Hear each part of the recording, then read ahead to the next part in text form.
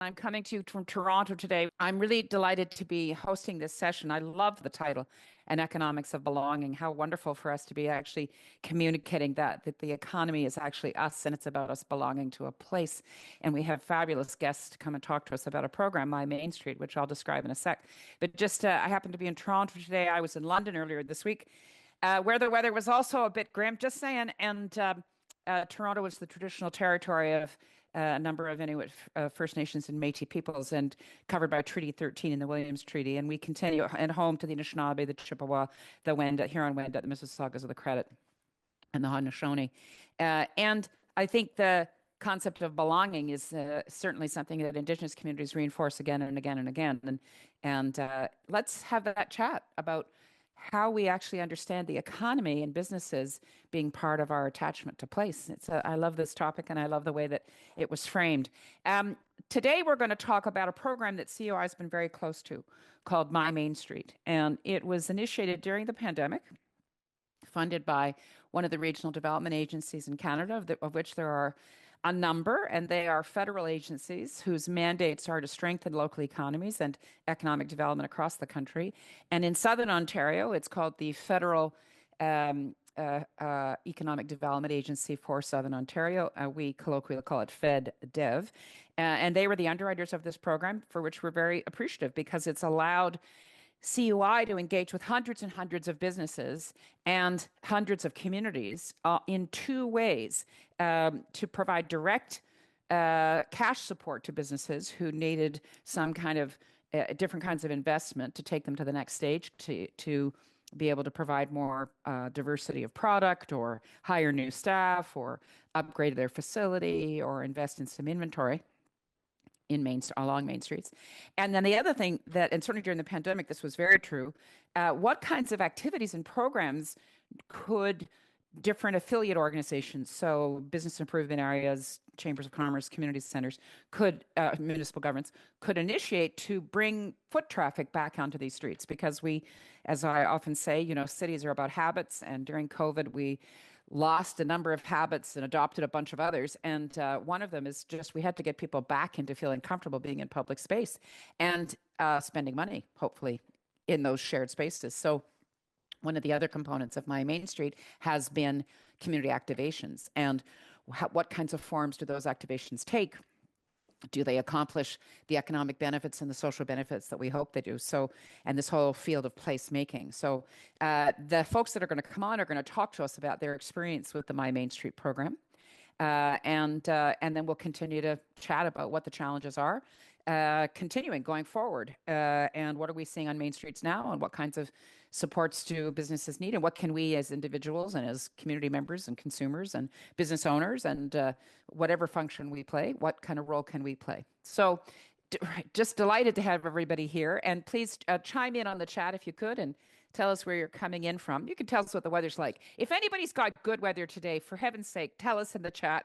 We're keen to know the sun is shining somewhere. And particularly if you have a particular experience either with the My Main Street program or a Main Street business, let's have it, because we collect the chat, we publish it, and we often get really great ideas, links, suggestions in the chat, and all the things that we're collectively thinking about to create that kind of sense of attachment and an economy of belonging. So I'm going to ask my gang to put all of their cameras on, so that you can see who's with us today to talk about My Main Street. And then we're going to hear a little bit about their particular experiences. And then Dorian Moore, who's a fellow at CUI, who's an architect and a planner, it wasn't directly involved in My Main Street, but is a watcher of main streets. And if you're like me and you follow him on Facebook, you see Dorian regularly publishing photographs of different main streets. It's an interesting piece of vernacular architecture. I might start with you, Dorian. What the hell? Let's start with you. Why do you think main streets matter, Dorian? I think they matter because if you think about a small town or even a big city, the main street is part of the downtown or the core, which is the city's living room.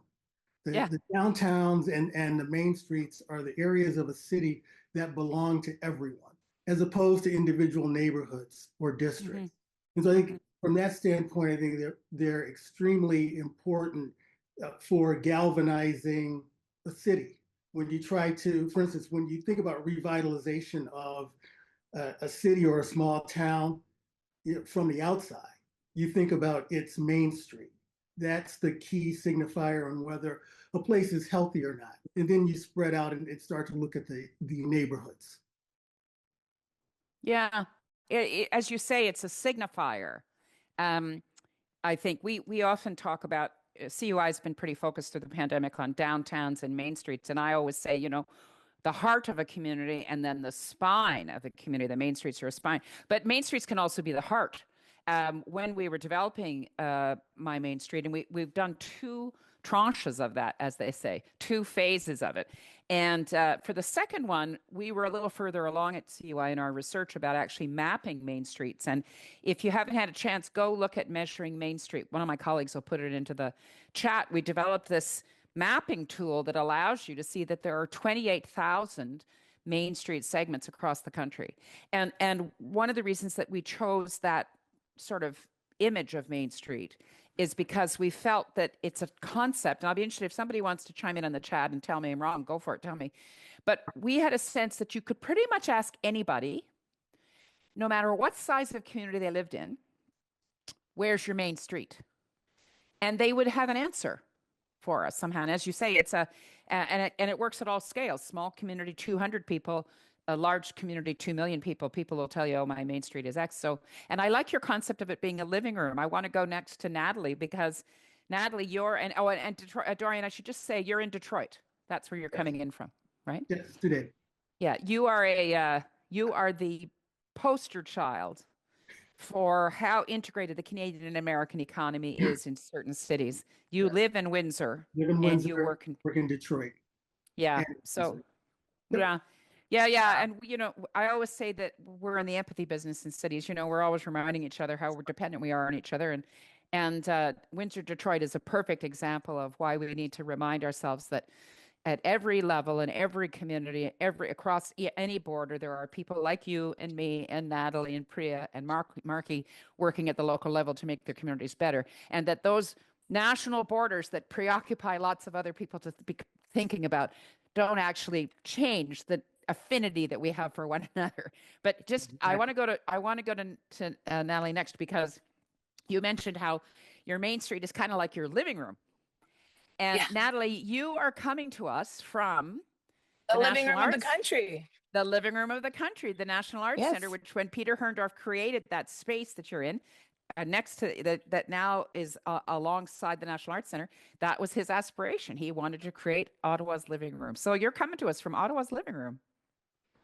How are you? I sure am. I'm actually here. I'm good. Can you hear me? Okay.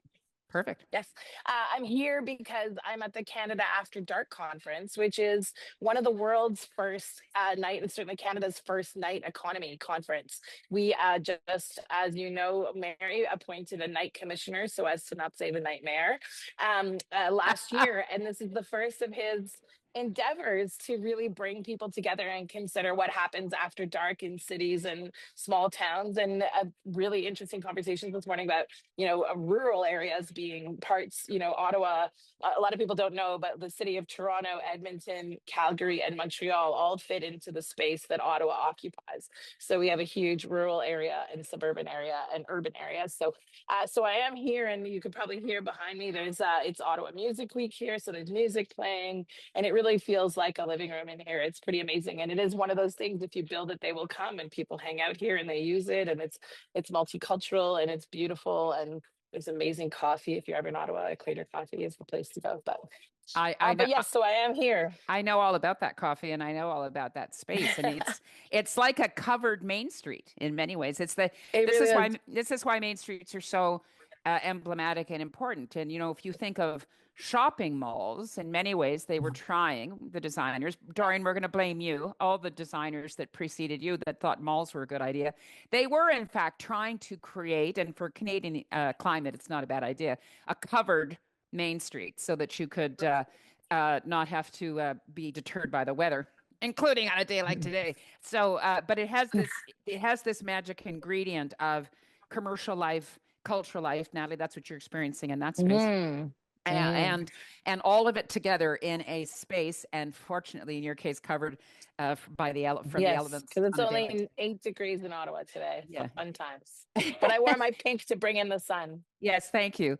And we'll come back and talk to you about your particular engagement with my Main Street, but appreciating the notion of the night mayor, the night commissioner, and I like this idea of how we're starting to signify roles in cities, and that we can have people take on these functions, and that we use the term mayor. We've just recorded a podcast earlier this week that's going to drop in the next few days about the Ontario Bike Summit that's happening in your town, actually, Marky. It's happening in Windsor next week. And Landrick Bennett was on it. And of course, he is the cycling mayor. So this idea that we signal that there are these different roles we can all play. Anyway, Marky, let's go to you next. You're in Windsor. What's the weather like in Windsor? Well, normally the weather is nice in Windsor, but currently it is cloudy and rainy and kind of a bummer, to be honest. It's kind of been like that all week, and I think next week's supposed to be the same, so hopefully it improves. You were about to say that it's always sunny in Windsor, but of course you are one of the at the tip of the country, right across the way from Dorian. Southernmost point. Southernmost point. So you should be the warmest, right? Yes, we should, but we're not. So, and then last person to join is Priya. Priya, where are you coming in from? Mute. There we go. I'm new to this, guys. I am coming in from Burlington, Ontario, but my business, my Main Street, that I'm so proud of, is located right next door in Hamilton, Ontario. In Hamilton. Okay. Well, let's do that now. Let's talk about Main Street. Some folks have put into the chat the specifics of my Main Street. I'm going to ask Wendy to make sure that we're all visible all the time so that you can zoom in on people when they speak. But just generally, part of what we're going to speak about are the two components of the program. As you can see in the chat, there were hundreds of businesses. There were thousands of businesses that applied. And, we didn't have enough resourcing, obviously, to get to everybody. But, just a little plug there that if we have more support, we can get to more businesses. But thousands applied, hundreds were awarded support. And let's talk to you first, Priya, tell us about your business. Tell us about how long you've been at it, what you do, and then how the My Main Street program, how you use support from that program to do whatever you did. So over to you. Yeah, thank you so much. So what I do is I run a very small business that's gotten a little bit bigger and bigger every year, not in small part due to the Main Street grants, quite honestly. Great. I source pure silk saris from India, and I work with a very small tailoring family in India to turn those saris into pieces of clothing that are one of a kind, size inclusive, age inclusive, great for travel, versatile, and that will fit you for life. And I think that inclusivity that we build into the brand is very similar to the inclusivity that we try to foster in our community on James Street North. Our store, actually, Dorian, has become a bit of a living room for our neighborhood. Ladies will come in. Our target demographic is actually the invisible demographic. We are neither young and fitting into everything nor matronly. We are somewhere right in the middle and wondering where our space is. And Sorry Not Sorry has become that space on the street, so that our street now caters to young people who are looking for vintage clothing that was made in these tiny sizes for the tiny people of the past. And also we have art, and we have activities for an older demographic. And then we have clothing that fits everybody of every size, that allows them to participate in a sustainable enterprise that's sustainable, but also allows them to reflect who they are as individuals within that community, because every piece is one of a kind. Wow, it's fantastic. We'll put in the chat where it is and everything. How long have you been in business? So we've been in business since 2019. We've changed locations once. We actually moved directly across the street from where we were. And we started out in the basement of another small business that I owned, the Pale Blue Dot. And then it grew from there on that Main Street across the street to a store, and now we're on the other side of the street again. Yeah. So we really call our Main Street our home. Yeah, it's fantastic. And it's always, this notion that businesses grow from other businesses, that work, and that's a good economic principle, that work join it. And Joran, you'll have a thought on this, but work comes from other work. So you've incrementally joined first would you say you were in a basement first, and then Yeah, in you? the basement of a store. Like it was just kind of a hobby that I thought, oh, you know what? Let's see if Yep. there's some space for it in the bottom of this store. And it Yep. grew. We moved across the street, and then it grew, and we moved across the street again.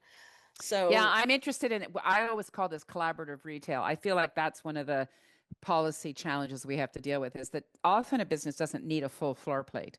It's too big a space. And what you want why and they can't afford it. So why can't we create spaces where you have a little bit of space? That's how farmers markets works, right? You're vending and then okay, so then you moved across, that's 2019. Tell me how your experience was through COVID. How did you survive it? Well, COVID is where we really went online. Prior to that, we were very much a brick and mortar business with an online component. Mm-hmm. During the couple of years where we didn't have the walk-in traffic, we really switched everything over to online. And really started, and this I thought was important, we started connecting with our customer base virtually. So it Mm-hmm. wasn't just that we became an online retail experience.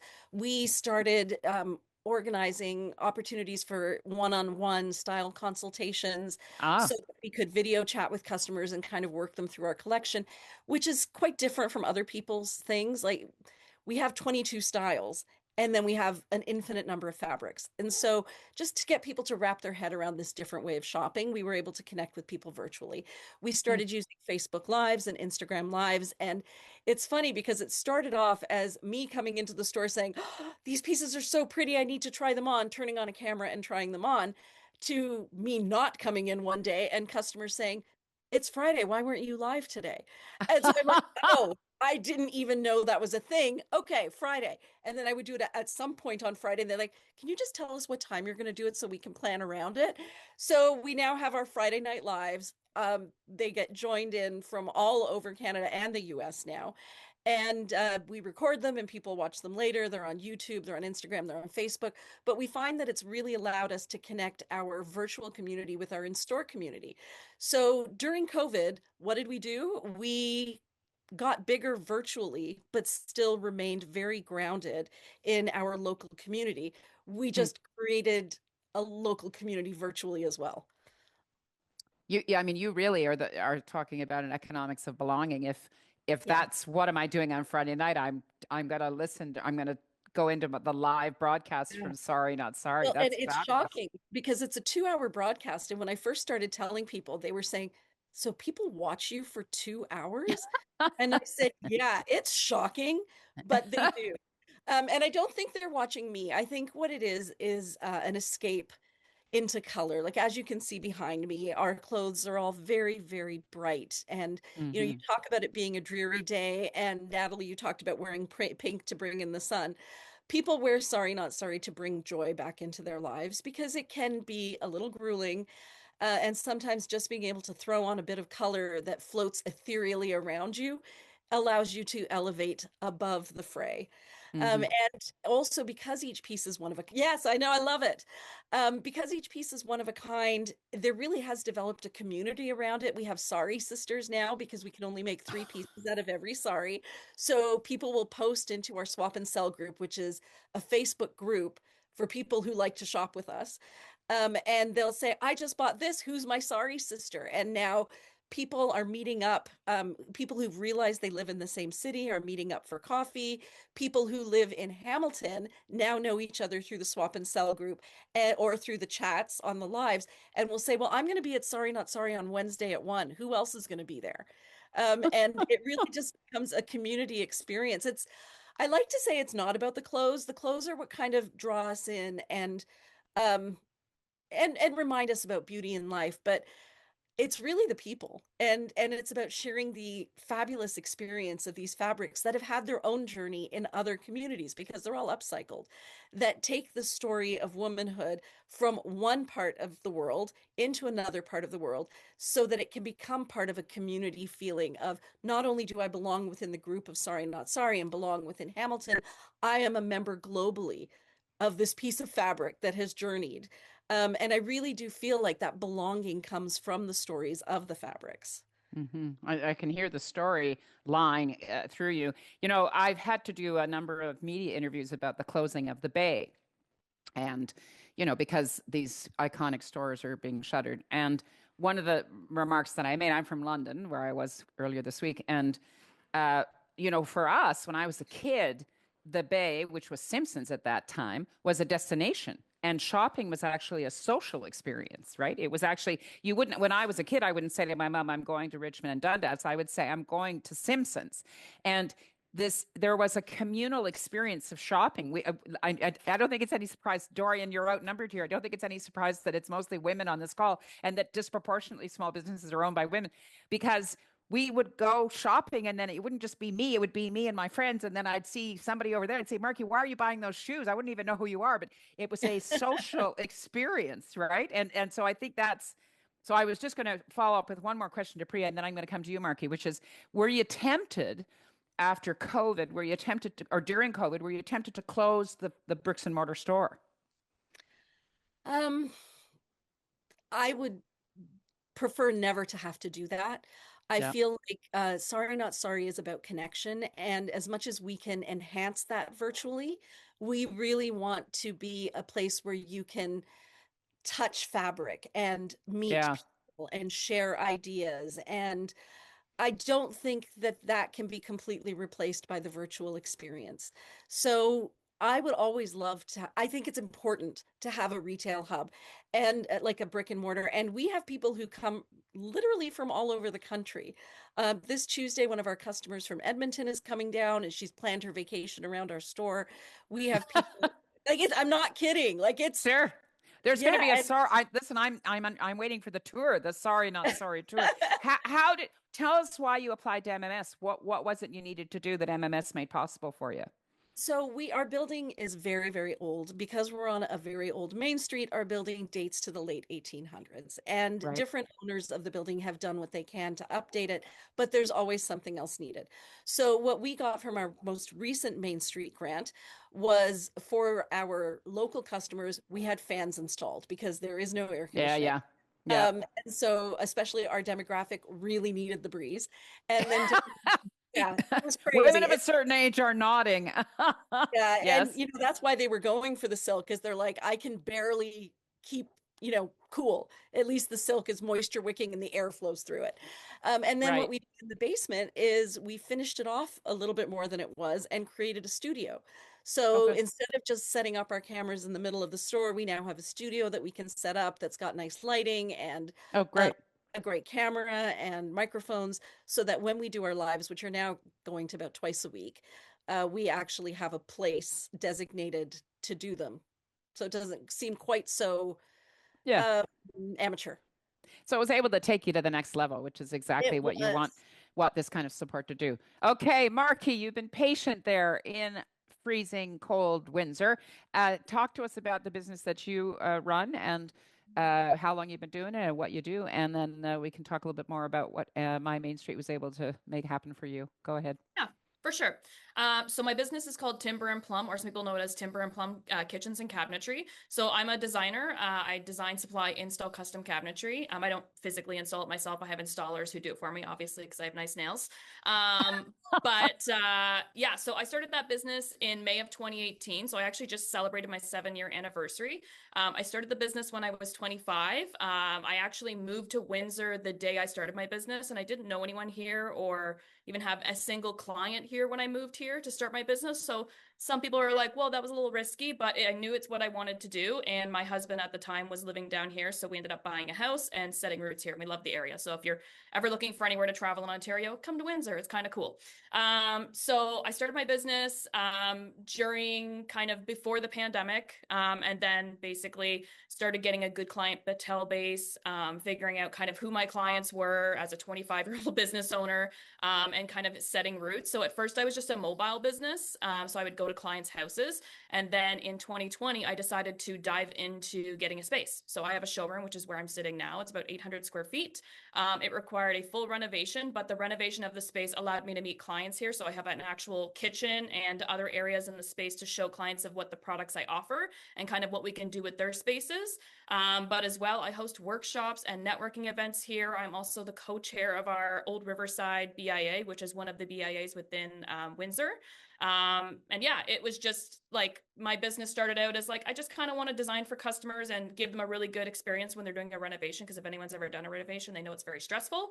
And then it kind of morphed into I was hosting networking events, doing workshops here, pop-ups for different shops, like again, giving people a platform to work here as well.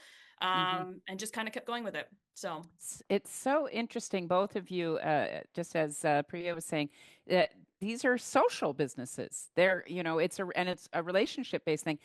Marky, why on earth did you at 25 say, "Hey, this is the business I'm going to do," and oh, I'm going to move to Windsor and start it the day I get there? Where did that come from? So that's actually my background is kitchen and bath design. So that's what I was doing You mean before I moved to Windsor. you were like trained? You actually took Yeah, so I training kind of like somewhere? absorbed all of my experience from working for other people, and then was like at 25, like, yeah, you know what? I can design. I have really good client relations. I'm a big problem solver. I'm quick on my feet. I'm young and I'm very passionate. So I just kind of jumped in. And then the last 7 years has just been learning logistics about business, which I picked up very fast. It's the roller coaster of going through a pandemic, economic downturn, tariffs, et cetera, Yep. that has really been like I would say, the determining factor in growth of my company, to be honest. So interesting. But also this idea that there's an embodiment to you guys are kind of exemplifying that we are not going to surrender ourselves to just living on screens, even though we're on a screen today. Correct. That there still is a requirement to actually physically be spatially coordinated to one another in some ways. I know that all our City Talk audience is disappointed to see that our guests today are of such low energy and lack enthusiasm. Really, I'm smiling because of the vibrancy that you're bringing. And the next person I'm going to call in is up to the task. Just saying. So Natalie, talk to us because you're on the other side of the equation. You were I think you've done two My Main Street programs, as I recall. Weren't you in the first one as well? Yeah, Yes. and you are on the community activator side. So both Marky and Priya were recipients of the business sustainability stream, which had I think it had $10 million. Somebody will put into the chat. Well, I think our total investment across the two Main Street programs is in the tens of millions. But this last tranche was, I think, 10 or 12. And they both were on that side. And on the other side is this community activator side. So, Natalie, just describe for people what it is you do, what your day job is when you're not there ensconced in Ottawa's living room, and then what your particular engagement has been with the program with My Main Street. Sure. First of all, thank you for having me. I'm speaking to you from the unceded, unsurrendered territory of the Algonquin Nation of Pikwakanagan and Kitigan-Zibi. I'm an executive director of the Vanier BIA Business Improvement Area, which some of you will know because your businesses are likely in them. But essentially, business improvement areas are Ontario's greatest import. They were created in Toronto, and they are this idea that business owners can get together, pool their money, and better their communities and their business opportunities together rather than try to navigate things. So we do things like, banners and benches, the traditional stuff, and promotions and activations and events in my community. So my community is the Vanier community. It's about 2 kilometers from where I sit right now in downtown Ottawa. It used to be traditionally a francophone unilingual city in the middle of the city of Ottawa, and at amalgamation was amalgamated as a ward of Vanier. So we currently have, I'll give you a little bit of background, we have the highest population of Inuit people outside Nunavut, the highest population of Indigenous people, the highest, a very, very high concentration of Francophones, obviously, for obvious reasons, which is kind of dwindling and changing because a lot of the Francophones in Ontario are coming to us as newcomers, which is another high population that we have. And we also have the highest population of racialized businesses in the city of Ottawa. So most of our businesses are very, very, very multicultural. And where RBIA is different than others is in, I came to this organization almost 8 years ago at the end of 2017, which some of you we know was the 150th of Canada. And I was the production manager for all the events here in Ottawa. And the city councilor was the co-chair, and he brought me in and he said, if you can walk a dragon down the street, and that's for another day, I'll explain that story to you. But if you can walk a dragon down the street, then you could probably crack the nut that's happening in our community to make sure that people can get together. So blindly, I took this job having no idea what a BIA was or how I was going to do it. But what we've managed to do is really make conscious decisions to invest in the community understanding that economic development sometimes has to take a step back, because economic development kind of comes naturally once you have a community that people love to live in and are safe in and feel great about and promote outside on their own. And so we got the grant, the My Main Street grant, for I guess 4 years ago, was it, Mary? The first round, we were awarded $250,000 to transform a parking lot into a community event space, and the repercussions of that grant have been ginormous. I can't even begin to tell you. We're actually on phase 2 of the hub grant with the Trillium Foundation, and right now with Carleton University, we're building a park that's very similar to Rain. I don't know if you can hear what's going on behind me, but it is insanely beautiful voice. Holy cow! We can hear you Ooh, beautifully. it's like God behind me singing. It's amazing. We're hearing your insanely beautiful voice. We're glad there's another voice behind you. Go for Okay, good. And so we are transforming it into, if those of you who know Rainbow Park in Vancouver, that was the inspiration. So this park that has spaces for families to gather and people to gather, long tables. And so we'll be revealing that at the end of September. So it really is one of those, it's not that far from your story, Priya, where you have this idea and then people come on board and it grows into something. And before you know it, you're like driving this boat and you have no idea where you're heading, but you're like, come on in, everybody, let's make this work. And you get funding here and funding there. And it just happens. And I think, it's very similar to the resiliency that a lot of our businesses have, this idea, like, it's a pandemic. Okay, let's go. Now we're going to go online. Okay, we can't go online anymore because there's an occupation. No worries. We're going to do this. Oh, now it's tariffs, so I can't actually buy the product. Got it. Let's, pivot again. And so we've done a lot of that. And then last year we were awarded the My Main Street grant again, but for a different street. So I represent 3 main streets. One is Beechwood, which used to be the heart, and we transformed this place called St. Charles Square into a place that has music and animation. We do festivals, and we're doing, so we outfitted it with the infrastructure. This is the best part of the My Main Street grants, is it allowed us, the BIA, to apply for a program where we could buy the infrastructure that now runs itself. And so now we lend out those tables and chairs and tents to the communities, and they do their own dinner. Now we're building out this hub that has its own table and a built-in kitchen that people can just borrow. And that really is where I think the magic of this organization starts. It might just be fans and a beautiful light to do webinars for Priya, but it really grows into something else. It builds something that's much bigger, and it will last a lifetime. I am amazed and very proud to say that since we got that first grant, we've now won 4 awards for the hub, including an international award on placemaking, which is pretty amazing. So we're pretty proud of our little parking lot that could. That's what we call it. So.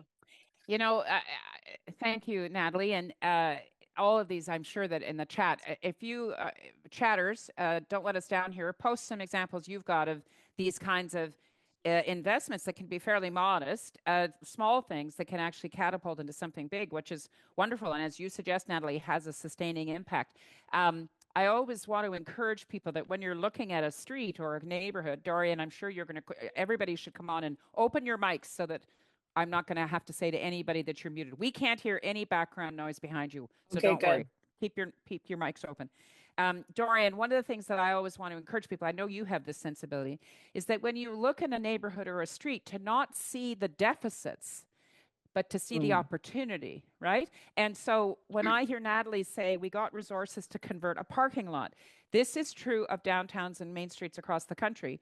You've got spaces that are obviously underused, and a parking lot that very rarely has a car in it, let's say. So how do we spot those spaces and do imaginative things? And sometimes it requires $250,000, but not always. Dorian, how do we spot them?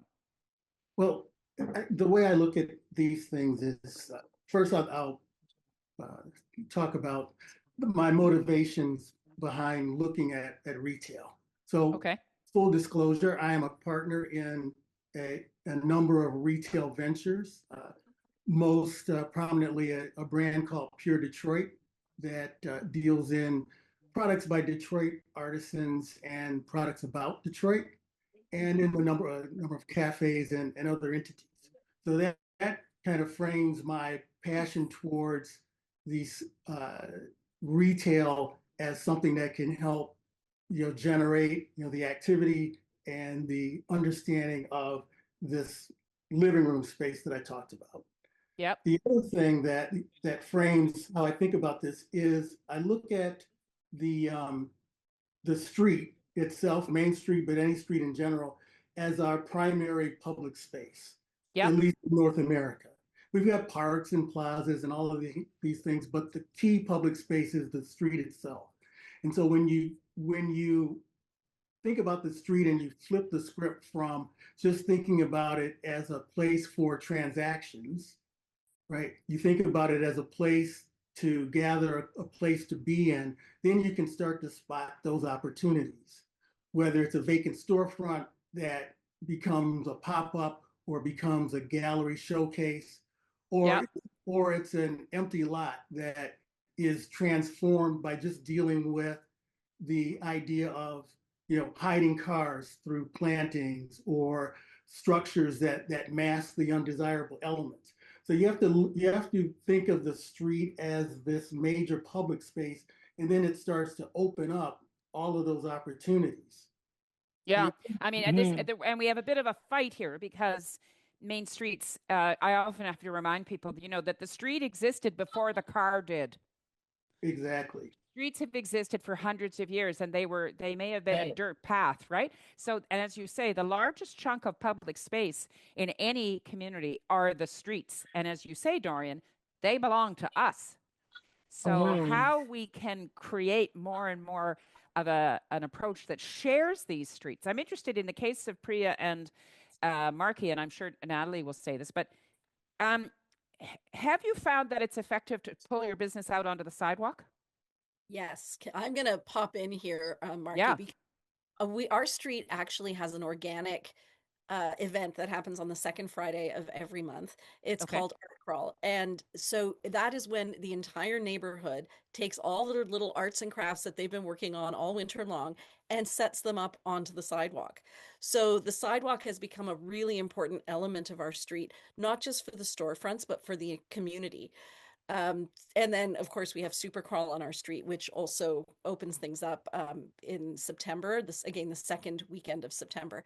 But yes, putting things out on the street has been huge. We had a donation rack on our street where customers would bring in clothing, and we took that clothing, put it on a rack, and we called it our $5 donation rack, and people would walk by. Now, there may have been some theft, but here's what I'm thinking. If somebody took something off that rack because they really needed they needed it. That's okay. And then other people would go out there and find beautiful clothing and be able to come into the store and purchase it for $5 each, with all the money going to Body Brave Canada, which helps women and men who have eating disorders. So we are able to use that space to bring people in and to foster community. Yeah. Wow. And this idea, people forget that local economies are completely dependent on trust. Yes, that's how we operate, and the banking system, when you pay with your card, you trust that the bank is going to follow through and all that stuff. But the history of it is, and we all know this, that if you have a business, I have businesses that I patronize weekly, or if not every other day, and if I don't have my wallet and I show up, they say, yeah, pay me later. It's just a given. And so I think this idea that you can take the risk to put something out on the sidewalk. And I heard Natalie say they needed it, right? Marky, what's your experience? How do you use the sidewalk? Do you? So we are on like a 4-lane superhighway, our main street. Okay, then. So there's not a lot of sidewalk. Yeah, we have sidewalks on both sides, but we have like a very active roadway through like our main street of where I'm located. So we don't use the sidewalks as much because there's also weird things with just the city allowing signage and stuff on the sidewalks. But that being said, a lot of businesses do leave their doors open, put bowls of water out for dogs.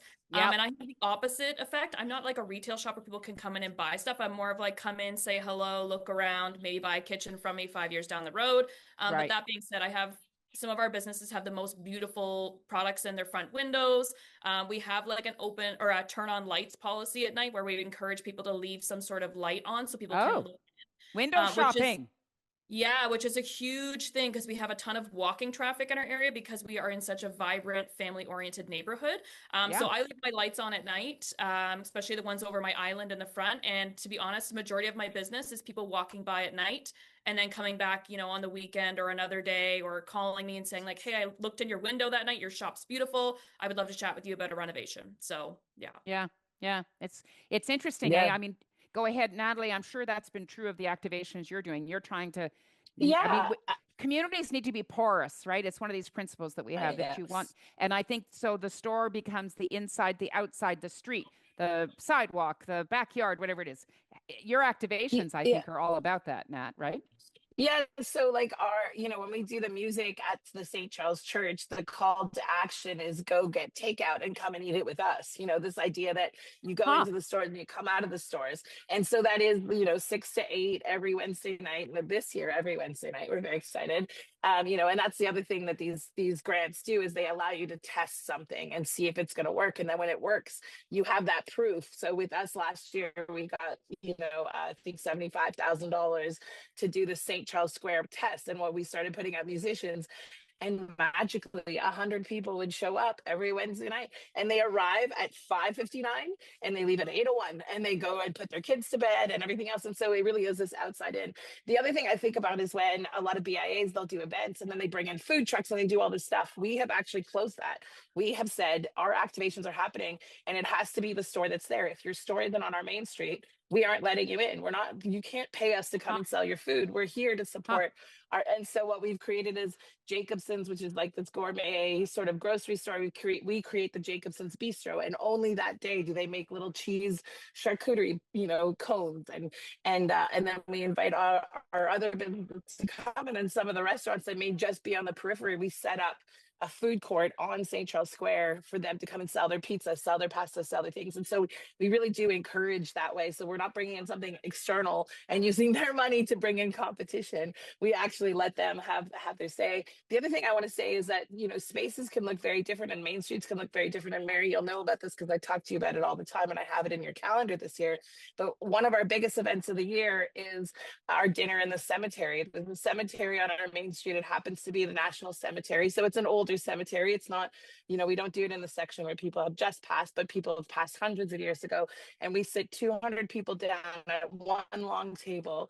86% of the people at that table are our businesses. So they buy tickets, they bring their friends, they bring their clients, and it sells out in one day. It's a $350 ticket, and we raise $65,000 for the local food bank. So this idea that you could come together and put in your businesses and put in your community, and we have this cheers that's like 200 people in one long table. You can look down the table, and what you see is this beautiful communal spirit, which is amazing. So using these underutilized spaces is so key. Just Google the Beechwood Cemetery dinner, folks, and you will see these. Yeah, It gets some images it's of it. called. It's unbelievable. What's it called, Nat? Partage, like French partage. Partage Beechwood. It's the most beautiful. It's the most beautiful thing. And back to how simple these things could be. That's expensive, $350. But really, it started as 25 people in a table, and we all put in money and got catering from the local restaurant. It's really it's grown to this big event. It's really the extension of the lemonade stand. Just saying what we all did. Dorian, what are the obstacles to making this happen more? What do you see as a planner and as a designer? Are there rules that need to be lifted? Or what do we need to do to see more of this happening? Well, I think the main thing gets at what you started this whole conversation off with. And it has to do with what we just talked about, trust and investment in a community. And that's the spaces themselves. And part of what makes all of these situations that we're talking about work is the entrepreneurial spirit. Yeah. And in order for there to be startups and entrepreneurs in today's environment, you need spaces that can accommodate them. And quite often what we do, and you see this in Toronto for sure, is every building that's developed or redeveloped is set up on the ground floor for Shoppers Drug Mart, right? That's what it's set up for. With all due respect to the Shoppers Drug Marts, because lots of people rely on them, but we are kind of the anti monocultural use here. We're saying no, not chains. I mean, Marky, your business, Yeah. I guess your competitors are the Home Depots and the Canadian Tires, right? You're an independent business. And a so lot of independent businesses. So how do you respond to Dorian's comment? How do we get more of you? I think it's just making the spaces approachable and affordable, to be honest. Okay. I got into my space because it was very affordable, and then I worked out a deal with my landlord that I could renovate the whole space to be what I wanted. And now that's done, and I've been in the same space now for coming up to 5 years, and it's just basically comes back to affordability, because with the economy kind of roller coastering constantly, businesses like mine anyways, we rely on construction. So if there's no new homes being built and people aren't renovating because they're spending their money on that, then all of these businesses fizzle out. So we have no money to pay for rent, basically. So Mary, I was Go ahead, Sorry, I was just going to add, Mary, that like one of the things that we've done in Vanier is work with the developers. So we have a very, gentrification is a bad word, but we have a very end of life kind of community. All of our buildings are tiny and they're falling apart, and so they're being replaced with all these buildings. But we've done a lot of work working with designers to convince them that it's not about 10,000 square foot commercial spaces on the main floor that's going to work for us. What works for us is 1,500 square feet, and most of them have responded. And there was actually this thing that was happening at council and planning in Ottawa where there was this building that went to go up, and they said, well, this building went up and they haven't rented in a year. And we barked back and we said, yeah, because they won't move away from their 10,000 square foot. If they don't get the LCBO, the shoppers or the farm boy, they're not renting it out. And then it creates this idea that there's nobody wants to rent on our street. Well, that's not the case. They just can't rent at that level, or they don't want to rent at that price. And you can't incubate businesses on 10,000 square feet. So we've worked really well with our developers, and a lot of them are working. And you convince them for smaller units. Priya, how many square feet is your space? It is not that much. It's about 1,000. It's quite small. It's small. Yeah, and luckily we have the basement, which has made. And you have a basement. So Dorian, what kinds of rules could we see change, or how do we create more of that smaller space or more opportunity for collaborative retail? What are some tools that cities can do? Well, a lot of the things that I've seen, and I'm going to add to this a little bit. We've been seeing, and I've been studying spaces that are anywhere from 200 square feet to 400 square feet. Yeah, those are the kinds of spaces we need as startup situations in our storefronts. So the question becomes, what do you do with the rest of it? Well, the opportunity is there for the inclusion of some of the housing that we need, right? As in the remainder of those spaces. And so I think we need to begin at the municipal level to start to enable the subdivision of those spaces and the easing of any zoning impediments that may stop someone from doing a horizontal mixed use situation as opposed to vertical. So those are the things we need to activate those kinds of spaces. We've seen them in cities all around. I was just in Amsterdam looking at spaces that were 20 by 15. I was just in and I just posted about it this morning in Ottawa last week, where I saw a bookstore that was 8 feet by 20 feet long. Right? Just 160 square feet. And is that in the market? Yeah, you see in the market. Yeah, I saw it this weekend. Yeah, it's a great little space, and it's perfect for entrepreneurs. So I think we need to be thinking even smaller. And you see that all over Europe. Yeah. Right? When you go to Europe, you see tiny little stores, and they've been in the same family for 60, 70, 100 and something years, sometimes even longer, shoemakers and bookmakers. And we've kind of killed the incubation of business through development. And we've been working really closely with City Hall to make sure that these planning things, that there's incentives to subdividing into smaller areas and incentives into making our main streets more authentic. Do we need more pop-ups? Where you can? They're so hard to do. Are they? Yeah. Oh, they're so hard to do. Depends on location. Yeah. We actually in Windsor, I don't know if anyone knows this, but I think we won like the best farmers market in all of possibly Canada or Ontario.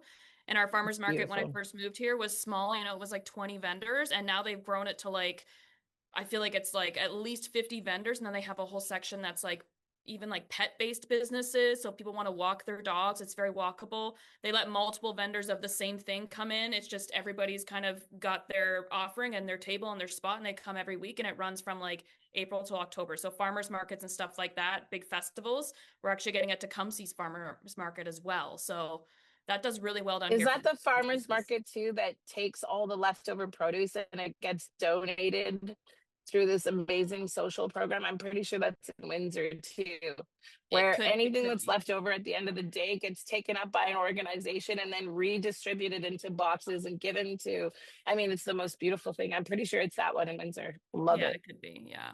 Like a But circular economy. Go ahead, it- Dorian. Yeah, exactly. It's that kind of thinking that we need to bring to these vacant storefronts. Imagine the storefronts as vendors versus the permanent storefronts. And you can activate them on weekends, these empty spaces, the same way you do vendors in a farmer's market. And so I think we have to creatively think about how we use it on the weekends, and then during the week, what are the functions that will work there on a pop-up, as you say, pop-up basis. You could even rent them out by the hour if need be, so that it's always changing. We have to think creatively, especially in our smaller towns. Go ahead, Priya. You just made me think of something, Dorian. We should have an Airbnb type thing for empty storefronts. Yes. So that you can smart. Yes. Wouldn't that be great? Because there are empty storefronts on our street, and I don't know how to find an empty storefront in Ottawa, for example, to do a month-long pop-up. So there you go. You talked about a creative You just solution. gotta call me, Priya. We're gonna hook up after this. Yeah, absolutely. Actually, I need some sorry, not sorries. You know what I'm saying? I would love to play dress up with you. We would have so much fun.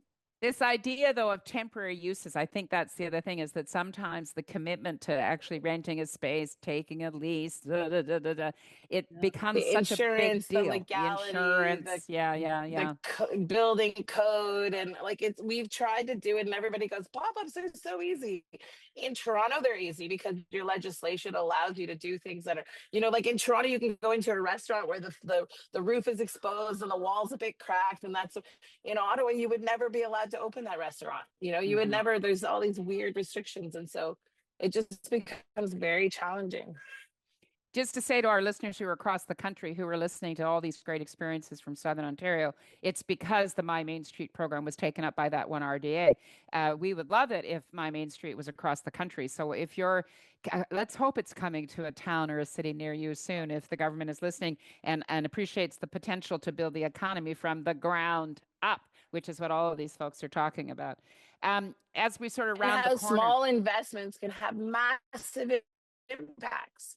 Yeah. Being able to buy a bunch of tables and chairs means that this space is activated all year long now. And they didn't have to invest in every single one of those other events. They don't have to invest in Priya long term. She now created her own community, her own things out of, that's the beauty of it. We live in Ottawa, Mary, so I tell every minister that'll listen. It is interesting, though, that you're talking about even a small, I mean, the My Main Street program is not a huge program, but it was able to provide investments to get businesses, and we hope communities, to the next stage.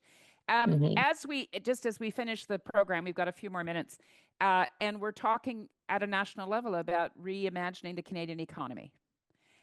Because of our relationship with the United States having so dramatically changed. And then we've got climate and we've got recessions and everything else.